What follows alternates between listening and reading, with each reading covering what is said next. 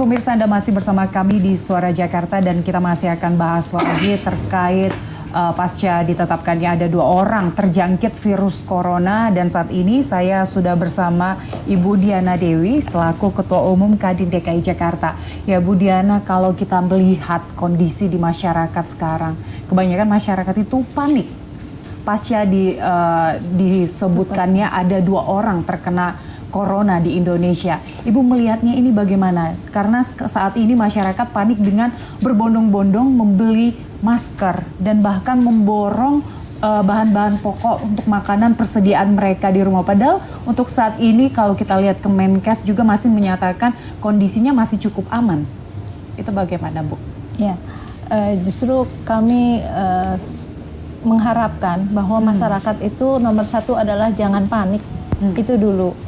Apapun yang kita kerjakan, kalau kita kerjakan dengan panik kan pasti hasilnya juga tidak baik. Ya. Nah, ini jelas sekali mereka semua panik. Saya berharap bahwa ada intervensi dari pemerintah yang lebih lagi. Memang saya lihat banyak sudah pemerintah melakukan upaya-upaya untuk memberikan penerangan penyuluhan kepada para masyarakat. Ya.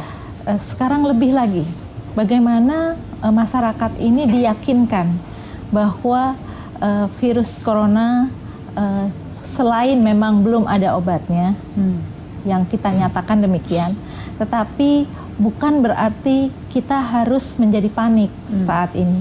Tapi bagaimana kita mempreventif diri, bagaimana supaya tidak terjangkit corona tersebut atau virus tersebut masuk ke dalam kita. Sehingga jangan mendengarkan hoax, satu itu.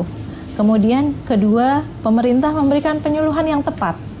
Bagaimana harusnya kita menjaga kesehatan, kemudian kita menjaga agar melakukan kegiatan-kegiatan olahraga misalkan. Nah, seperti ini yang harusnya bukan cuman di lingkungan tertentu informasi-informasi disampaikan, tetapi terus berkesinambungan diinformasikan kepada masyarakat. Dengan kata lain, sebaiknya memang masyarakat perlu waspada tapi tidak harus panik. Seperti itu ya Bu. Betul. Nah, kalau kita lihat tapi tadi tim Suara Jakarta juga sempat berkunjung ke Pasar Pramuka dan kami menemukan memang kondisi di pasar itu cukup chaos karena masyarakat berbondong-bondong untuk membeli masker. Nah, dan harga masker ini cukup menurut saya tidak manusiawi karena sebelumnya misalnya ada masker yang pada hari biasa sebelum adanya isu corona ini hanya seharga 20 sampai 25 ribu, sekarang harus dijual hingga 450 ribu. Itu bagaimana Kadin melihatnya? Ya, bahkan saya dengar sudah sampai ada di angka di atas 1 juta. Ya. Kami menghimbau kepada teman-teman karena ini juga merupakan pelaku ekonomi ya. Kita harus pada saat seperti ini kita juga harus simpatilah pada mereka yang sedang dalam keadaan tidak nyaman. Nah, kedua juga jangan ada spekulan. Saya melihat bahwa kenapa harus juga sampai chaos. Pasti ini ada spekulan-spekulan.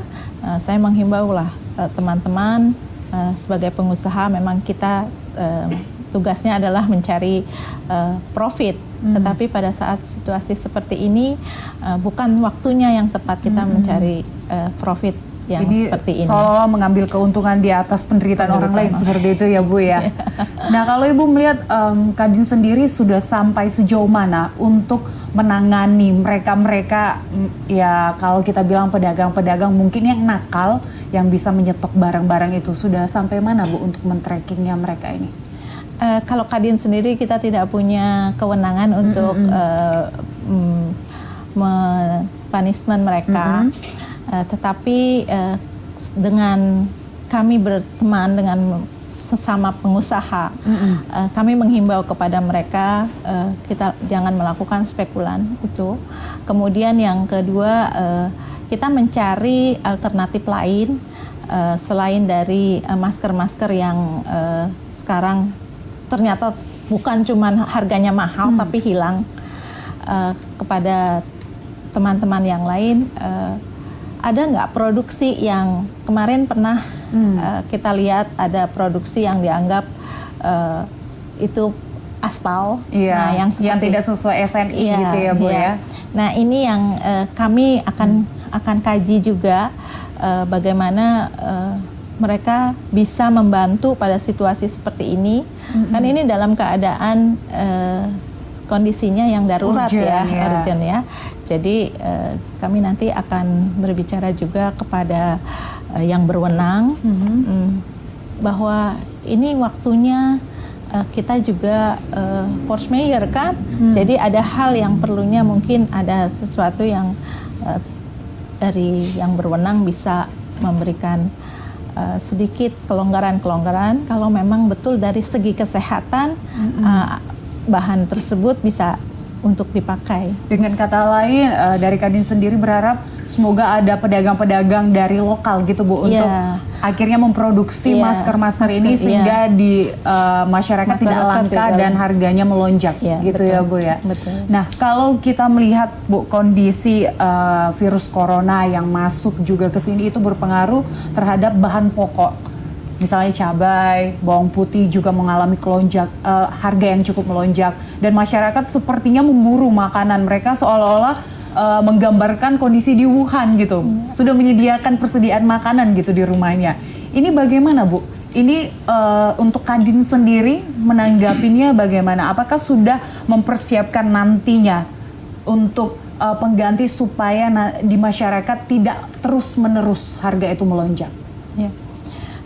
Dari semenjak kita diumumkan bahwa di Wuhan ada masalah seperti ini, langsung di kita sendiri terjadi kenaikan terutama di bawang putih. Karena import kebetulan dari Cina, produknya cukup bagus, memang dari sana harganya yang lebih murah. Contoh.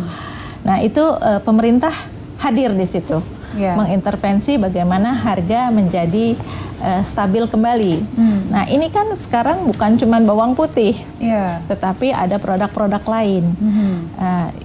Saya berharap bahwa sekali lagi saya sampaikan, tidak usah panik.